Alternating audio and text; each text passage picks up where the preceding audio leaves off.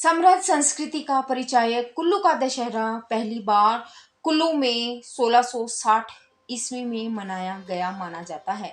उस समय कुल्लू के राजा जगत सिंह का शासन हुआ करता था और राजा को कुष्ठ रोग से मुक्ति मिली और उन्होंने इस मेले के आयोजन का ऐलान किया। तो हे दोस्तों, कैसे हैं आप सब? आप सबका स्वागत है आज के मेरे नए व्लॉग में। और आप इस व्लॉग में देखने जा रहे हैं कुल्लू के दशहरे की जानकारी देने जा रही हूँ, जो मैं वही आप देखेंगे। तो क्यों मनाया जाता है और दशहरों से क्यों अलग है, क्या कारण है, तो यही सब आप इसमें व्लॉग में आपको देखने को मिलेगा। तो बताइए आप कैसे हैं और कहाँ से मेरा व्लॉग देख रहे हैं, ये भी आप मेंशन जरूर करिएगा। कुल्लू दशहरा हिमाचल प्रदेश की कुल्लू घाटी में मनाया जाने वाला एक प्रसिद्ध उत्सव है। यह अपनी भव्यता और अनूठी परंपराओं के लिए प्रसिद्ध है।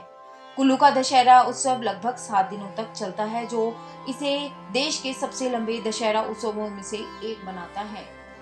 आप देखिए, जब दूसरे शहरों में बाकी उत्तर भारत की बात करें तो जो दशहरा है वह 10 दिन तक मनाया जाता है। दशहरे से पहले जो 9 दिन है माता की आराधना की जाती है और दशवीं को जो है राम ने रावण पर विजय प्राप्त की थी और झूठ पर असत्य पर सत्य की विजय के प्रतीक के रूप में, बुराई पर अच्छाई की विजय के प्रतीक के रूप में दशहरे का त्योहार हर जगह मनाया जाता है। हर जगह जो है वो रावण, मेघनाथ और कुंभकर्ण के पुतलों का दहन किया जाता है। लेकिन यही अनूठा बनाता है, यही एक बात जो है वो कुल्लू को अलग करती है। यहाँ पर दशहरा उत्सव न इन तीनों की मूर्तियों, इन तीनों की प्रतिमाओं या इन तीनों के पुतलों का जो है उनको जलाकर नहीं मनाते, बल्कि यह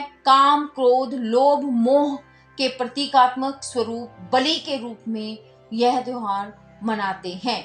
यहाँ पर लोग रावण का दहन नहीं करते हैं। यहाँ के लोग जो हैं वो उनकी समस्त लंका का दहन करते हैं।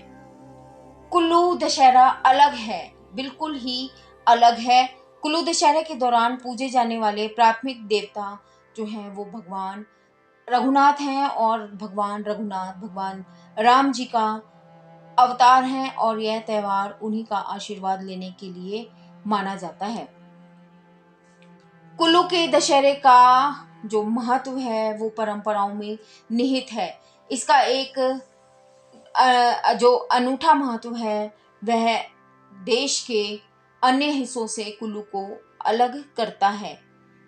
कुल्लू के दशहरे के मुख्य जो पात्र हैं वो भगवान रघुनाथ जी हैं, जिन्हें रघुनाथ जी के नाम से भी जाना जाता है। भगवान रघुनाथ जी की जो मूर्ति है वह 17वीं शताब्दी में राजा जगत सिंह जी अयोध्या से कुल्लू के लिए लाए थे। उस समय जो राजा जगत सिंह जी हैं वह बहुत सारी मुसीबतों का और चुनौतियों का सामना कर रहे थे। किसी ने उन्हें यह बताया कि आप अयोध्या जाकर भगवान राम को प्रतीक स्वरूप में यहाँ लेकर आइए, तो आप अपने ऊपर आए, अपने पीढ़ियों पर जो श्राप लगा है उससे आपको मुक्ति जरूर मिलेगी।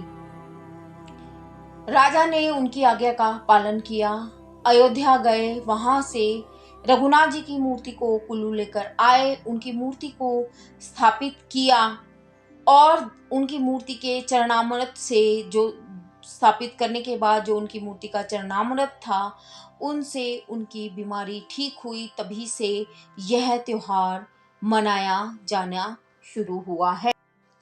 कहते हैं कि अश्विनी महीने के पहले 15 दिनों में यहाँ के राजा जितने भी यहाँ पे देवी देवता 365 देवी देवता हैं उनको धालपुर घाटी रघुनाथ जी के समान में यज्ञ करवाने के लिए न्योता देते हैं, यज्ञ में आने के लिए न्योता देते हैं। और पर्व के पहले दिन दशहरे की देवी, जिसे हिडिंबा के नाम से जाना जाता है और जो यहाँ के राजघराने की देवी भी मानी जाती है, ये राजघराने के लोग इन्हें दादी के नाम से संबोधित करते हैं, यहाँ पर आती हैं।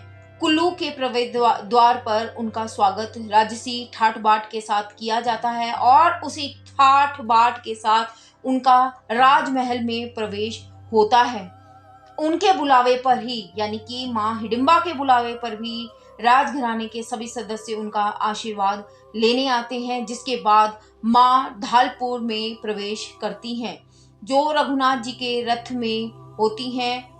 वहां उस रथ में 3 इंच की रघुनाथ जी की प्रतिमा, उससे छोटी प्रतिमा होती है माता सीता की, एक प्रतिमा होती है माँ हिडिंबा की। उन्हें भव्यता से सजा सुजू कर रखा जाता है।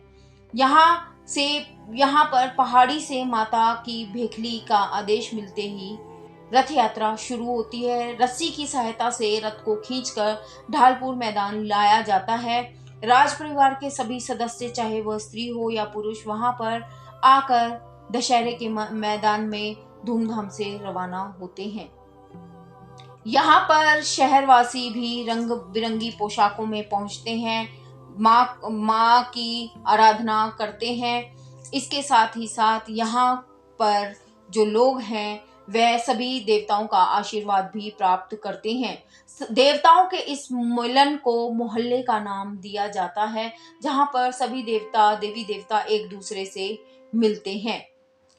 यो कहें कि इस उत्सव में जो शहरवासियों की पोशाकें भी चार चांद लगाती हैं। इन लोगों के हाथ में दांत की बनी गोल तुरही होती है, हाथी दांत की बनी गोल तुरही होती है, और कुछ नगाड़ों को बजाते हुए चलते हैं। कुछ लोग नाचते गाते मंडली के साथ चलते हैं, और बहुत सारे जो पहाड़ी देवी देवता पहाड़ से आते हैं यहाँ पर, उनके साथ उनको भी अपना प्रणाम करते हुए चलते हैं।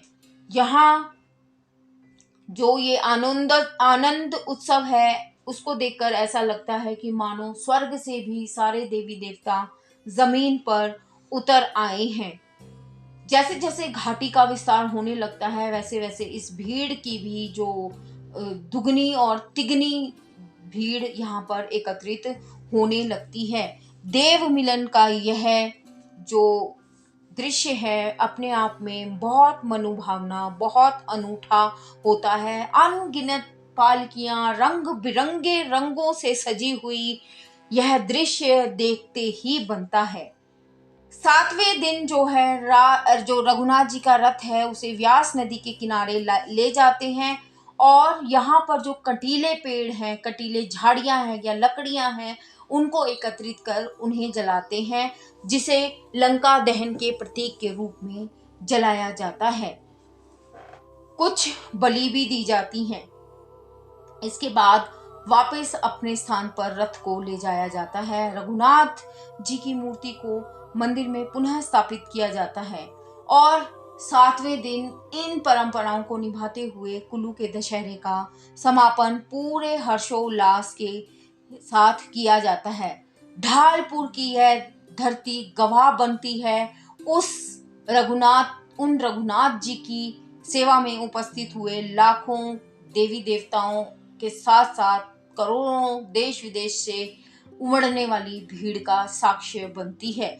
बहुत सारे व्यापारी भी यहाँ पर आते हैं, व्यापार करते हैं। रात को अंतर्राष्ट्रीय कुल्लू उत्सव भी यहाँ पर मनाया जाता है।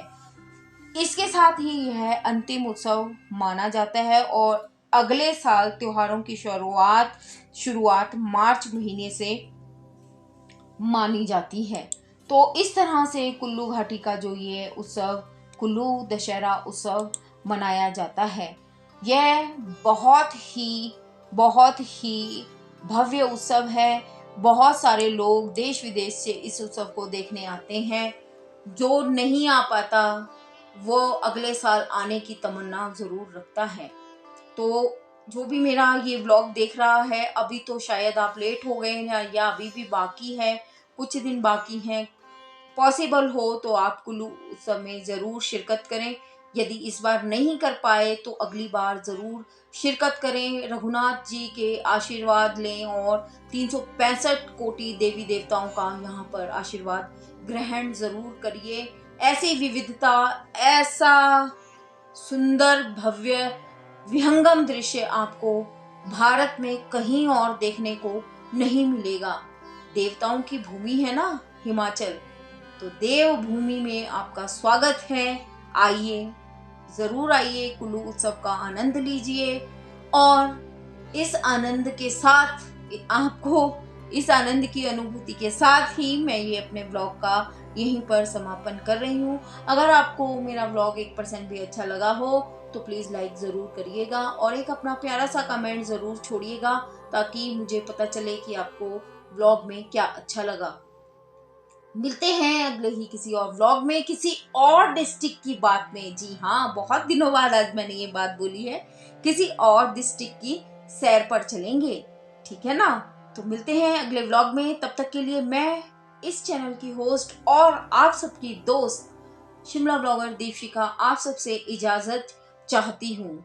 एंजॉय योर डे दोस्तों, बाय बाय।